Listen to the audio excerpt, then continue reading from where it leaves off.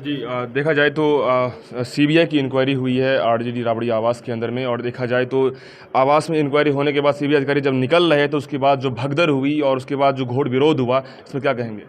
देखिए, आक्रोश खैर मैं उसके ऊपर मैं कोई टिप्पणी नहीं करूँगा। वो स्वाभाविक है भैया, अगर आपके नेता के ऊपर इस तरीके से एक साथ इतनी जगहों पे छापेमारी अगर हो रही है, और क्योंकि इस बात का भी कहीं ना कहीं उनके समर्थकों को, आदरणीय लालू जी के समर्थकों को इस बात की भी शंका है कि ये द्वेष की भावना से, विंडिक्टिव पॉलिटिक्स के आधार पर ये कार्रवाई की गई, और अगर ऐसा है तो वो गलत भी है, ये नहीं होना चाहिए। पर साथ ही में मैं मानूंगा कि भैया सीबीआई कहा जाता है कि एक स्वतंत्र एजेंसी है, एक इंडिपेंडेंट एजेंसी है, स्वतंत्र संस्था है, तो स्वतंत्र रूप से वो कार्य करे। अगर उनके पास कोई जानकारी ऐसी है जिसके आधार पर उन्होंने छापे मारे, तो मुझे लगता है जल्द वो जानकारी भी सामने आएगी। सांच को आँच नहीं वाली बात है, अगर कुछ गलत नहीं होगा तो कुछ गलत पाया भी नहीं जाएगा। आरजेडी का आरोप है कि सीबीआई केंद्र का तोता बन के रह गई, क्या इसमें मानेंगे? देखिए, रह रहकर ऐसे आरोप लगते रहे हैं। ये जिम्मेदारी भी कहीं ना कहीं सरकारों की है, केंद्र सरकार की खास तौर पर, और सीबीआई की भी, कि अपनी छवि को एक तोते की छवि बनने से कैसे वो बचाएं।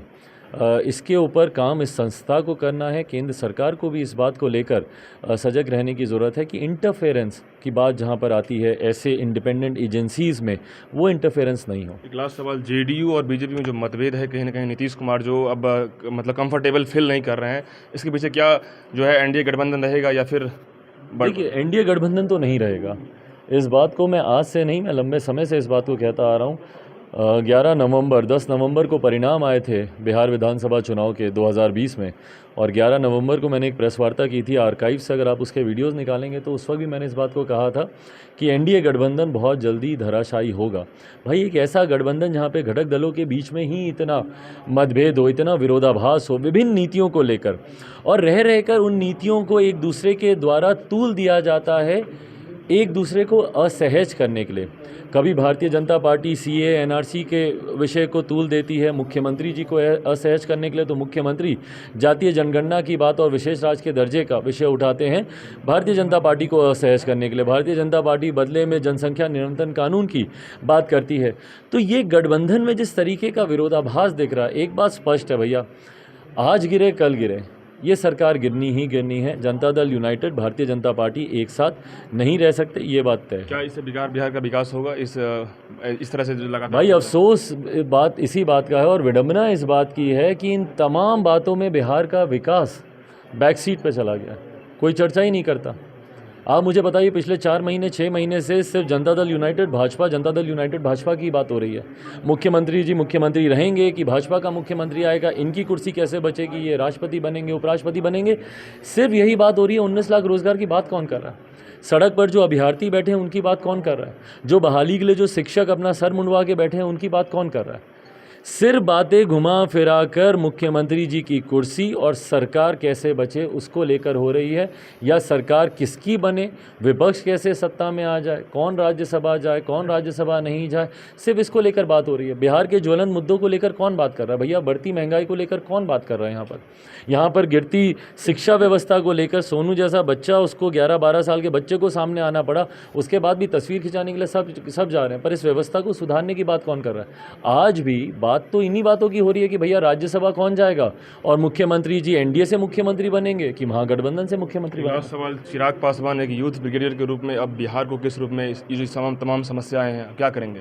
भाई, मैं एक अपने विजन के साथ, जो मेरे नेता मेरे पिता आदरणीय रामविलास पासवान जी अपनी अंतिम इच्छा के तौर पर जो मुझे देकर गए थे, Bihar first Bihari first vision के साथ मैं निकला हूँ।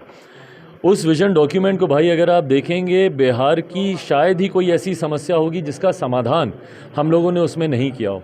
बिहार में कैसे रोज़गार के अवसर बढ़ाए जा सकते हैं, बिहार में कैसे शिक्षा व्यवस्था को बेहतर किया जा सकता है। भाई, ये 19 लाख रोज़गार की ये लोग बात करते हैं एनडीए सरकार, मैं दावे के साथ कह सकता हूँ अगर बिहार फर्स्ट बिहारी फर्स्ट को मौका मिला तो कम से कम 40 से 50 लाख नौकरियाँ, उसमें इस तरीके की व्यवस्था, इस तरीके के प्रावधान बिहार फर्स्ट बिहारी फर्स्ट में दिए गए हैं जिसको तत्काल प्रभाव से हम लोग ला सकते हैं। अगर आप उदाहरण चाहेंगे, मैं उदाहरण के तौर पर भी मैं आपको बता सकता हूँ। सबसे पहले तो भैया जितने खाली पड़े रिक्त पद हैं, सरकारी ऐसी नौकरियां जिसकी घोषणा की जा चुकी है पर वो वेकेंट पद हैं। लगभग 4.5 पौने 5 लाख ऐसे पद पड़े हुए हैं। तत्काल प्रभाव से एक हस्ताक्षर से आप उन रिक्त पड़े पदों को आप भर सकते हैं, उस पर आप नियुक्तियां ला सकते हैं। जितनी मिलें बिहार में बंद पड़ी हैं, आप उसको क्यों नहीं वाइबल प्रोजेक्ट आप बना सकते? यंग ब्रेन्स को आप लगाइए, यंग टीम्स ऑफ इंजीनियर्स को आप लगाइए, बोलिए कि इस प्रोजेक्ट को कैसे वाइबल किया जा सकता है। पेपर मिल हो, शुगर मिल हो, उन तमाम मिलों को इंफ्रास्ट्रक्चर तैयार है भैया, ढांचा पूरा आपका तैयार है, बस उस प्रोजेक्ट को वाइबल बनाना है, उसके काम शुरू करना है। वर्तमान सरकार तो कोरोना के आपदा का हवाला देते हुए इन बातों को बस एक्सक्यूज़ बना रही है। भाई जैसा आपने कहा एक्सक्यूज़ बना रही है, एक्सक्यूज़ ही बना रही है। बहाने बहुत होते हैं जब आपको काम नहीं करना, और काम नहीं करने का सबसे बड़ा कारण लैक ऑफ विजन भी होता है। जब आपकी वो सोच ही नहीं हो, जब वो विजन ही नहीं हो आपके पास।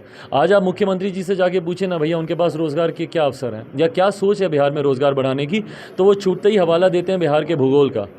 बोलते हैं कि भैया बिहार का भूगोल ऐसा है कि बिहार में कभी रोज़गार आ ही नहीं सकता।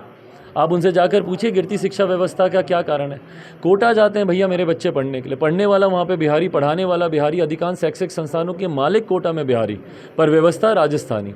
ये व्यवस्था हम लोग को बिहार में क्यों नहीं मिल सकती?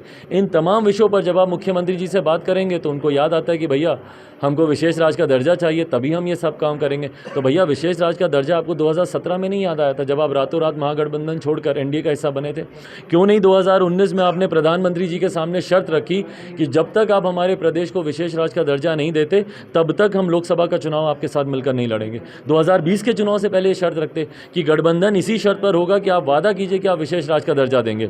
उस वक्त इनको याद नहीं आता, पर जब इनसे सवाल किए जाते हैं तो उसके बाद ध्यान भटकाने के लिए कभी जातीय जनगणना, कभी विशेष राज्य का दर्जा। बहुत बहुत शुक्रिया। ये चिराग पासवान थे जिन्होंने अपने विज़न की बात कही है कि विज़न मुख्यमंत्री नीतीश कुमार के पास विज़न नहीं है, और साथ में तमाम तरह की जो सोनू की बात आई या फिर तमाम तरह के जो राजनीतिक मुद्दे हैं या फिर आरजेडी के बात की जाए, जो जिस तरह से सीबीआई की छापेमारी की बात की, तमाम मुद्दों पर हमने चिराग पासवान से बात किया और उन्होंने सारी चीज़ों को बखूबी बताया है। तो आप बने रहिए ट्रस्ट न्यूज़ के।